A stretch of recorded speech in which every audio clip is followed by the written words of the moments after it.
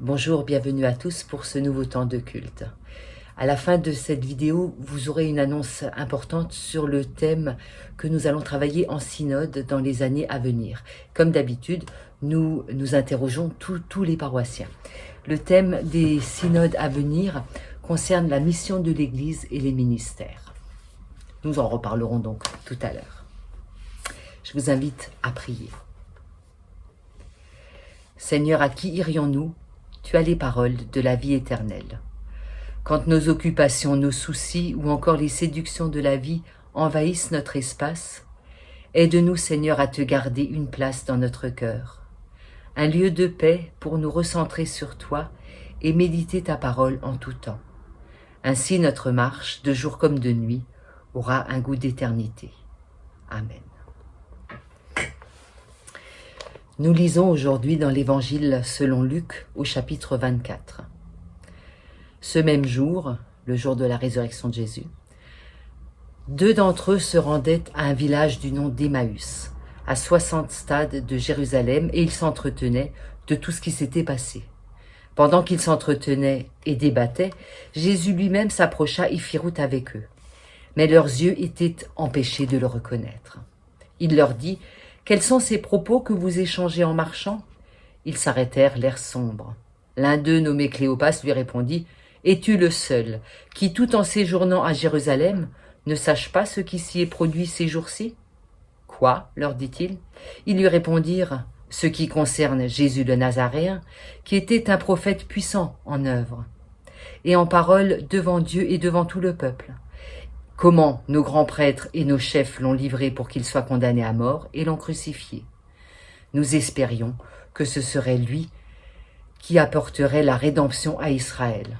Mais avec tout cela, c'est aujourd'hui le 3e jour depuis que ces événements se sont produits.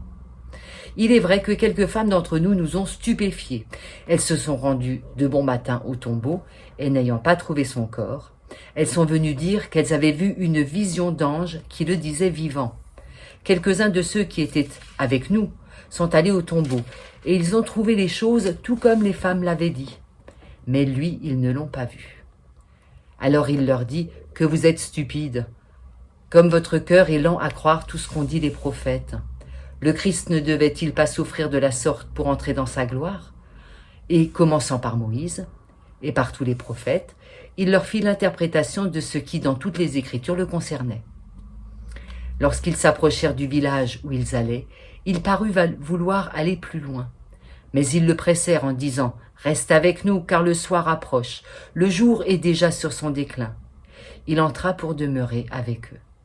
Une fois installé à table avec eux, il prit le pain et prononça la bénédiction. Puis il le rompit et le leur donna. Alors leurs yeux s'ouvrirent et ils le reconnurent. Mais il disparut de devant eux. Et ils se dirent l'un à l'autre: notre cœur ne brûlait-il pas en nous lorsqu'il nous parlait en chemin et nous ouvrait le sens des Écritures ? Ils se levèrent à ce moment même, retournèrent à Jérusalem et trouvèrent assemblés les 11 et ceux qui étaient avec eux, qui leur dirent: le Seigneur s'est vraiment réveillé et il est apparu à Simon. Ils racontèrent ce qui leur était arrivé en chemin et comment il s'était fait reconnaître d'eux en rompant le pain. Le désarroi des disciples qui marchent vers Emmaüs est un sentiment que peut-être chacun a connu à un moment ou à un autre de sa vie. C'est un sentiment extrêmement fort. C'est le sentiment des très mauvais jours, quand nous frappe la tristesse, la solitude, la détresse ou le deuil. Parfois on a ce sentiment de n'être compris par personne, ou en tout cas de ne pas pouvoir être rejoint dans le trou dans lequel on se trouve. Tristesse infinie qui casse les jambes, qui vide la tête et qui ne laisse que cette impression de vide au fond de nous. On a le sentiment alors de ne pas en sortir, d'être tout entier happé par ce vide. On ne pense qu'à ça. C'est la condition de celui qui a perdu un être cher, indispensable à sa vie, celui peut-être dont le projet s'est effondré, celui qui n'a plus de raison de vivre, de ne plus tenir debout. Échec, désillusion, effondrement, C'est dans cet état-là que se trouvent, je crois, les disciples qui se rendent à Emmaüs. Alors quand on se trouve dans ce genre de sentiments, de situations, qu'on soit athée ou croyant, la même question se pose. Où est Dieu? Et Dieu est absent. C'est souvent la réponse qu'on donne. Dieu est absent. Les croyants pensent que Dieu se désintéresse d'eux, qu'il les a abandonnés. Les athées y voient la preuve que Dieu n'existe pas. Luc nous dit dans ce texte qu'il a rédigé il y a bien longtemps que Dieu n'est pas forcément absent, mais qu'en tout cas, nous ne le voyons pas, que nous ne le reconnaissons pas. Les disciples qui marchent vers Emmaüs sont lourds de cette peine, de la désillusion, du manque. Ils ont partagé avec Jésus des années très denses et des années essentielles. C'est des années qui donnaient du sens à leur vie. Et ce sens est parti, il s'est évanoui. Alors si eux qui connaissaient parfaitement Jésus, qui ont passé des années avec lui, ne le reconnaissent pas, c'est que ce n'est plus le Jésus qu'ils ont connu. Si des intimes qui ont passé nuit et jour avec Jésus ne sont pas capables de le reconnaître quand il se trouve sur leur chemin, c'est qu'il se présente autrement, c'est plus sous la forme de leur Jésus.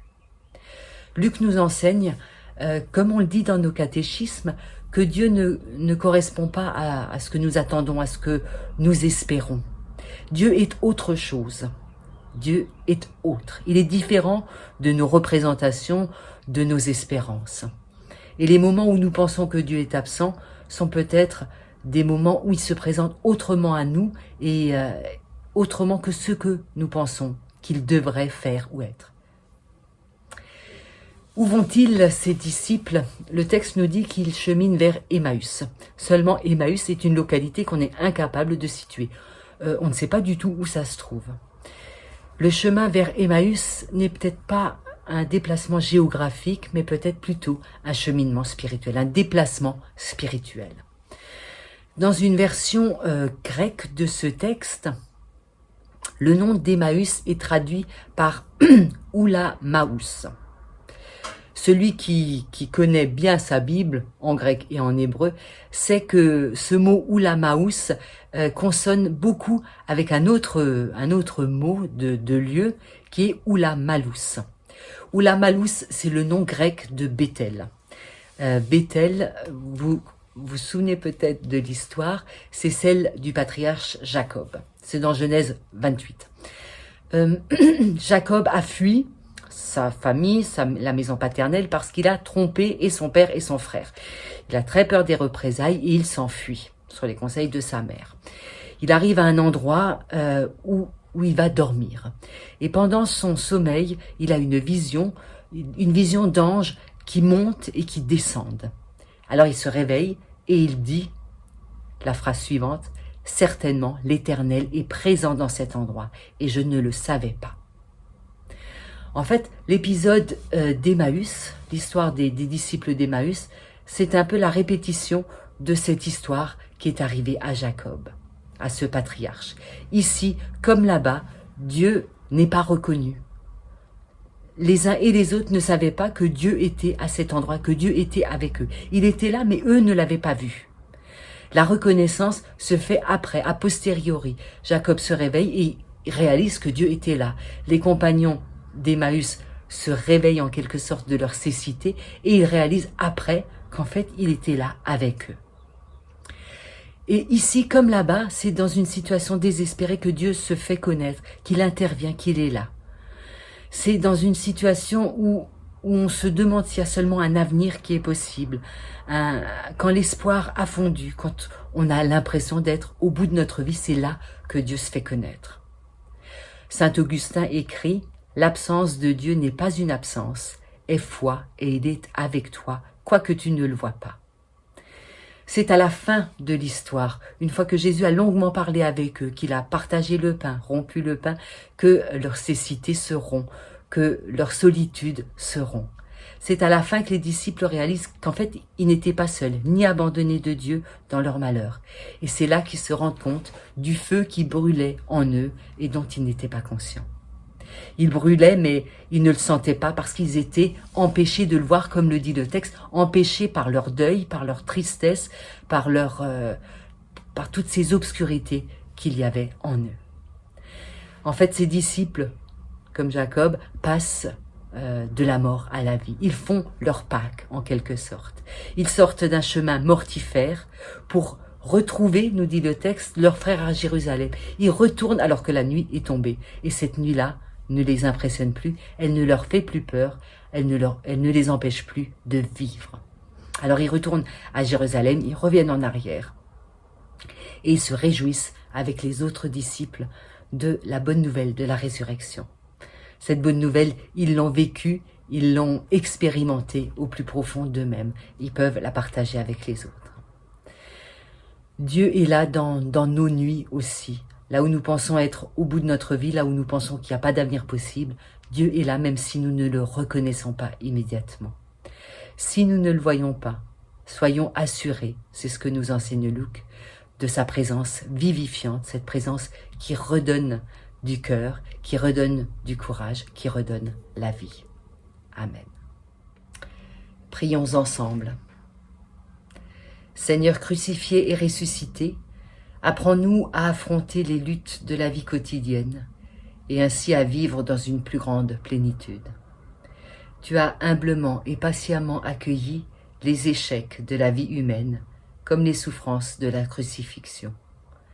Alors les peines et les luttes que nous apporte chaque journée, aide-nous à les vivre comme des occasions de grandir et de mieux te ressembler.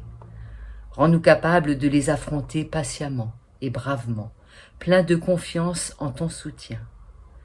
Que rien désormais ne nous fasse souffrir et pleurer au point d'en oublier la joie de ta résurrection. Tu es le soleil de l'amour du Père, tu es l'espérance du bonheur éternel, tu es le feu de l'amour embrasé. Que ta joie, ô Jésus, soit force en nous et qu'elle soit entre nous lien de paix, d'unité et d'amour. Amen. Voilà donc un petit moment d'annonce. Notre Église protestante unie va réfléchir pendant plusieurs années sur ce thème « Mission de l'Église et ministère ». La question se pose régulièrement, quelle est notre mission? Comment être missionnaire là où nous sommes avec les nouveaux défis et les nouveaux enjeux qui nous sont posés dans notre société aujourd'hui? Et de quel ministère avons-nous besoin pour poursuivre cette mission? La manière dont cela va se passer, c'est que tous les lundis, vous aurez dans votre boîte aux lettres électronique un message avec un texte de réflexion et des questions qui vous sont posées. Vous êtes invités à y répondre à ces questions et à nous envoyer vos réponses de la manière qui vous plaira. Merci d'avance à chacun de contribuer, puisque vous le savez, notre Église a un fonctionnement presbytérien synodal qui signifie que tous les niveaux des paroissiens au conseil, tout le monde est invité à s'occuper de cette réflexion et à y participer. Merci d'avance à chacun.